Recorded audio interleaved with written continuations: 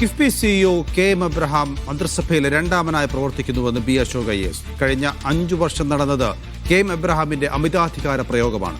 തുടർഭരണം ഉറപ്പാക്കാൻ IAS caucus പ്രവർത്തിച്ചുവെന്നും അദ്ദേഹം ആരോപിച്ചു. IAS ഉദ്യോഗസ്ഥർ ആരും അടിമകളല്ല.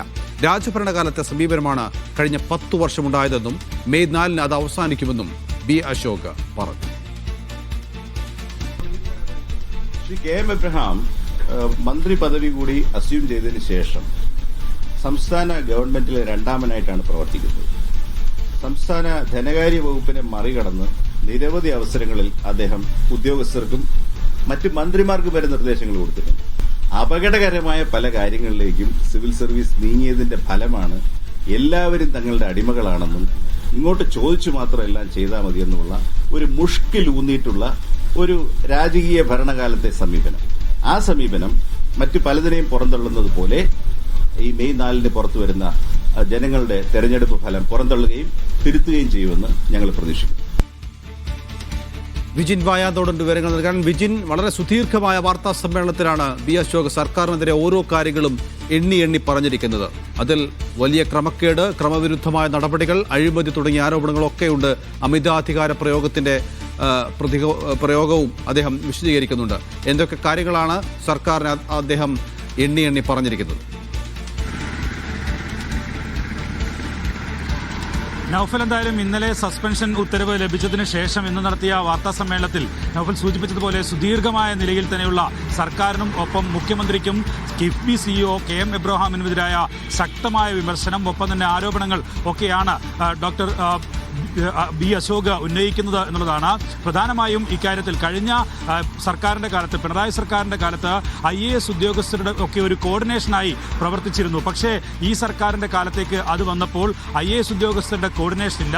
അവരെയെല്ലാം അടിമകളായി കാണുന്ന നിലപാടാണ് നിലവിൽ സർക്കാരിന്റെ ഭാഗത്തുനിന്ന് ഉണ്ടാകുന്നത് എന്നുള്ള രൂക്ഷ വിമർശനമാണ്. തനിക്കെതിരായ നടപടി അത് നേരത്തെ പല വിഷയങ്ങളിലും ട്രൈബ്യൂണലിനെ സമീപിക്കുകയും സർക്കാരിനെതിരെ വിധി സമ്പാദിക്കുകയും ചെയ്തതുള്ള പ്രതികാര നടപടിയാണ് എന്നുള്ളതാണ് ബി അശോക് വ്യക്തമാക്കുന്നത്. അതിന്റെ അടിസ്ഥാനത്തിലാണ് നിലവിൽ ഇത്തരത്തിൽ ഒരു പെരുമാറ്റച്ചട്ടം നിലനിൽക്കെ സർക്കാർ ഒരു കാവൽ സർക്കാർ മാത്രമായി പ്രവർത്തിക്കുന്ന ഘട്ടത്തിലുള്ള ഈ നടപടി എന്നുള്ളതാണ് ബി അശോക് പറയുന്നത്. ഒപ്പം തന്നെ ഇക്കാര്യത്തിൽ മുഖ്യമന്ത്രിയുടെ അറിവില്ലാതെ ഇത്തരം നടപടി ഉണ്ടാകില്ല. തനിക്കെതിരായ പ്രതികാര നടപടി അത് കുറെ കാലമായി 2023-ന് ശേഷം അത്തരം പ്രതികാര നടപടികൾ പല ഘട്ടങ്ങളിലും നടത്തുകയാണ്. പല കാര്യങ്ങളിലും ഈ ക്രമവിരുദ്ധമായ പല കാര്യങ്ങളും നടക്കുന്നു. അത് ചോദ്യം ചെയ്യാൻ പാടില്ല. IAS ഉദ്യോഗസ്ഥരെല്ലാം അവരുടെ ചൊൽപ്പടിക്ക് നിൽക്കുന്ന ആളുകളായി മാറണം എന്നുള്ള നിലപാടാണ് മുഖ്യമന്ത്രിക്കും സർക്കാരിനുമുള്ളത്. അതിന്റെ ഭാഗമായിട്ടാണ് പല IAS ഉദ്യോഗസ്ഥരും പേപ്പറിൽ പോലും ഒപ്പിടാൻ പോലും തയ്യാറാകാത്ത നിലയിലേക്ക് കാര്യങ്ങൾ എത്തുന്നത് എന്നുള്ളതാണ് കടുത്ത വിമർശനമായി പറയുന്നത്.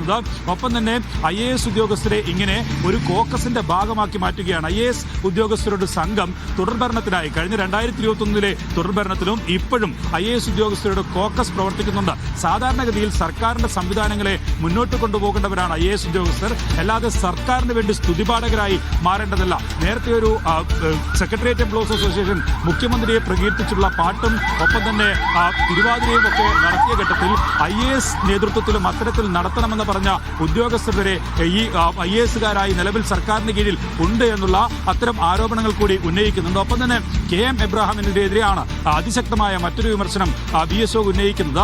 ഈ സർവീസിൽ നിന്ന് റിട്ടയറായ 12ഓളം പേരെ നിലവിൽ സർക്കാർ പലതരത്തിലുള്ള വകുപ്പുകളിലെയും മേധാവിമാരായി വെച്ചിട്ടുണ്ട്. അതിലൊരാളാണ് നിലവിൽ കെ.എം. എബ്രഹാം. ആ കെ.എം. എബ്രഹാം മന്ത്രിസഭയിലെ രണ്ടാമനായി ഒരു അധികാര കേന്ദ്രമായി മാറുന്ന സാഹചര്യമാണ് കഴിഞ്ഞ 5 വർഷമായി ഉണ്ടായിട്ടുള്ളത്. കിഫ്ബി ഫണ്ട് അത് ബജറ്റിനും അപ്പുറത്തേക്ക് ധനകാര്യമന്ത്രിയേക്കാൾ ശക്തനായ, ധനകാര്യമന്ത്രിയേക്കാൾ റോളെടുക്കുന്ന ആളായി കെ.എം. എബ്രഹാം നിലവിൽ മാറിയിരിക്കുകയാണ്.